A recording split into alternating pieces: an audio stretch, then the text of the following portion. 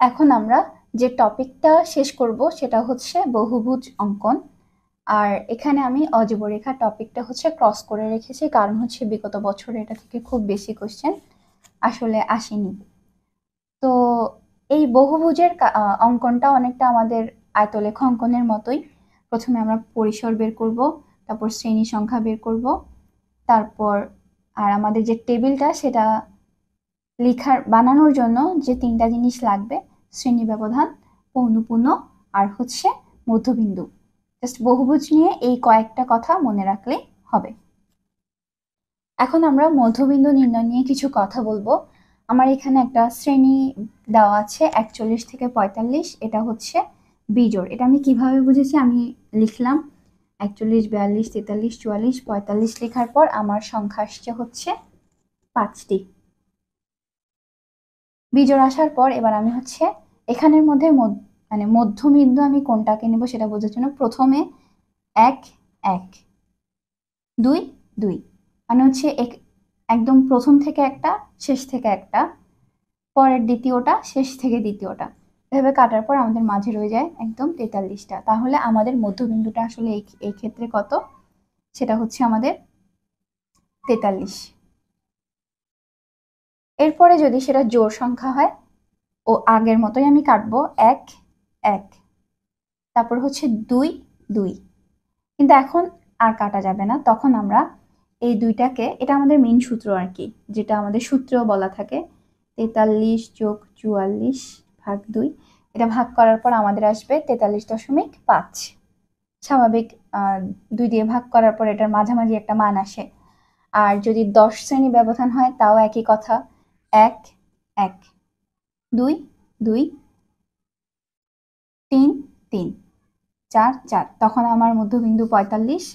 আর জোড় হলে যদি ওভাবে কাটতে থাকি তখন হয়তো 1 1 2 2 3 3 4 4, আর মানে এই দুইটা থেকে যায়, তখন হয়তো আমাদের মধ্যবিন্দু হবে হচ্ছে 45.5। এটা আমি হচ্ছে ম্যাথটা করানোর আগে একটু মুখে মুখে জাস্ট বলে রেখেছি, সূত্রটাতেও প্রায় একই একই কথা, এখানে ভিন্ন কিছু না। জাস্ট আমরা একটু টাইম সেভ করতে চাইলে কিভাবে হচ্ছে মধ্যবিন্দুটা বের করতে পারি সে ব্যাপারে আমি হচ্ছে বলেছি। এখন আমরা জাতীয় বিশ্ববিদ্যালয়ের 2018 সালের একটা প্রশ্ন সমাধান করব। নিম্নের উপাত্তগুলোর 5 শ্রেণী ব্যবধান ধরে একটি পৌনঃপুন্য বণ্টন তৈরি করো ও বহুভুজ অঙ্কন করো। এটা হচ্ছে আমাদের প্রশ্ন, যেটা আমি বলেছিলাম অনেকটা আমাদের পৌনঃপুন্য বণ্টনের টেবিল তৈরির মতন। ফার্স্টে আমরা উপাত্ত সেটের সর্বোচ্চ মান বের করব, সেটা হচ্ছে 10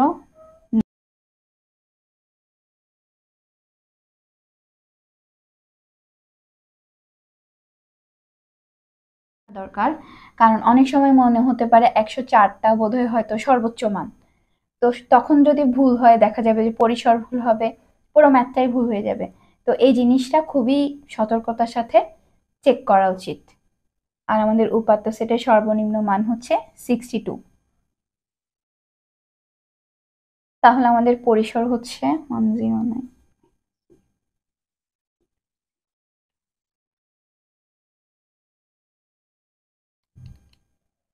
47। আর শ্রেণী ব্যবধান আমাদেরকে 5 ধরতে বলে দিয়েছে, তো সেভাবে যদি আমি সলভ করি 47/5 ইজ ইকুয়ালস টু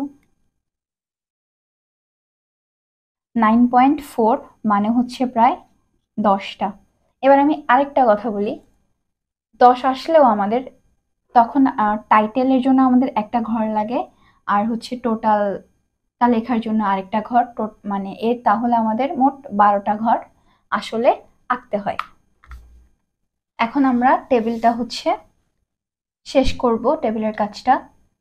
প্রথমে আমাদের শ্রেণী ব্যবধানটা যেহেতু 5 ধরে বের করতে বলা হয়েছে, তো আমার এখানে 60 থেকে 64, 65 থেকে 69, 70 থেকে 74, 75 থেকে 79, এভাবে আমরা পুরোটা শ্রেণী ব্যবধানের কাজটা শেষ। এখন আমরা ট্যালির কাজটা করব। 17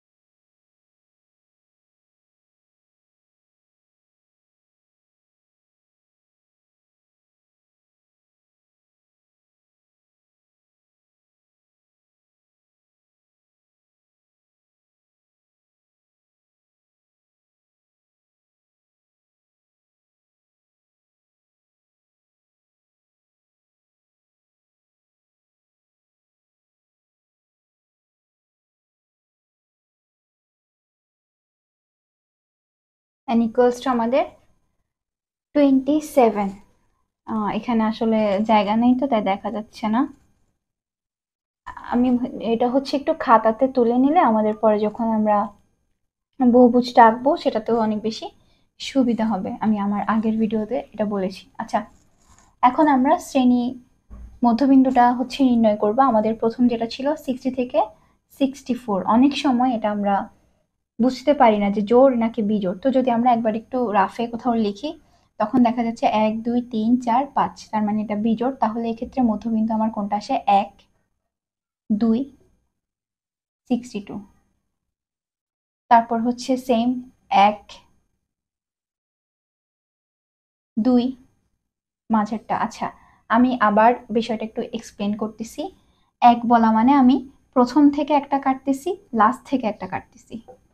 2 বলা মানে আমি এই সাইডের সেকেন্ডটা কাটতেছি, লাস্টের থেকেও সেকেন্ডটা কাটতেছি। এরপর যেটা রয়ে যাচ্ছে সেটাই হচ্ছে কি আমাদের মধ্যবিন্দু, যদি কারো বুঝতে সমস্যা হয়। তারপর এখানে তাহলে আমাদের এটা হচ্ছে 62, পরেরটা হচ্ছে 67 72। এই কয়েকটা বের করার পরে আমরা বুঝে গিয়েছি যে আসলে মধ্যবিন্দুগুলা পরের ক্ষেত্রেও কেমন হবে। এটা হবে আমাদের সরি, এখানে মনে হয় 60, হ্যাঁ এটা হবে আমাদের 72, এটা হবে আমাদের 77, এটা হবে আমাদের 82, এটা হবে আমাদের 87, এটা হবে আমাদের 92 97, এটা হবে 102, এটা হবে নাকি 92, হ্যাঁ এটা হবে 102, এটা হবে হচ্ছে আমাদের 107। তো বহুভুজের স্টেপে আমাদের টেবিলে কি লাগতেছে? ট্যালি, পৌনঃপুন্য আর শ্রেণী মধ্যবিন্দু। এরপর আমরা এখন বহুভুজটা আঁকবো। শুরু করছো? এখন আমরা আমাদের বহুভুজটা আঁকবো। তো এক্স অক্ষ বরাবর হচ্ছে আমরা দিচ্ছি শ্রেণী মধ্যবিন্দু, যেটা হচ্ছে আমরা আরেকটু আগে থেকে শুরু করেছি বহুভুজের ক্ষেত্রে। 57, মানে যেরকম মধ্যমাগুলো আমাদের আসতেছিল আগেরটা অনেকটা ওইরকম 67 77।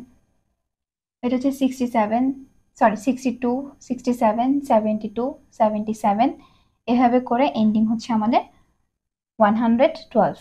আর আমাদের পৌনঃপুন্যটা হচ্ছে ওয়াই অক্ষ বরাবর, এটা হচ্ছে এমন। এবার আমরা হচ্ছে আমাদের মান বসাবো।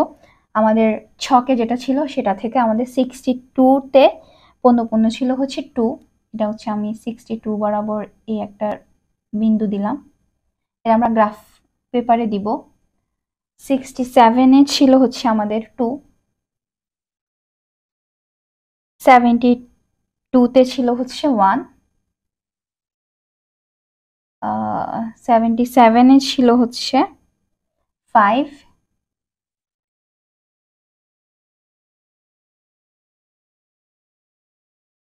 তারপর 82-তে ছিল হচ্ছে আমাদের 5। এটা হাতে আঁকা তো তাই একটু সামান্য এদিক সেদিক হবে, গ্রাফ পেপার বা খাতায় আঁকলে এটা আবার ঠিক হয়ে যাবে। 92-তে ছিল হচ্ছে আমাদের 2, 97-এ ছিল 2, তারপর হচ্ছে 102-তেও ছিল 2, তারপরে 107-এ ছিল 1। আমরা এখন এটাকে কানেক্ট করে দিব। এই যে কানেক্ট করার জন্য আসলে এই আগের ঘরটা আমরা এঁকেছিলাম। তো আমি এখানে একটা একটা আস্তে আস্তে কানেক্ট করি। তারপর হচ্ছে এটা এরকম, তারপর এটা আবার এদিকে উঠবে এখান থেকে এই ডট পর্যন্ত, মানে সিরিয়াল বাই যেভাবে হচ্ছে আমরা যে একটা একটা বসিয়েছিলাম মান, এরপর আবার এটা এভাবে। তারপর হচ্ছে এটা 92 97 102, এরপর হচ্ছে এটা আমাদের 1 ছিল, দেন আমরা হচ্ছে আরেকটু, এটা যেহেতু শেষের দিকে নেমে যাবে এভাবে। তো এভাবে হচ্ছে আমরা বহুভুজটা এঁকে নেব। আমার এটা ভালো আসে নাই, আমি আমার খাতার ছবিটা দিয়ে দিব বোঝার জন্য, আর নোট খাতার ছবিটা। আশা করি সেখান থেকে সবাই খুব ভালোভাবে দেখতে পারবে। ধন্যবাদ।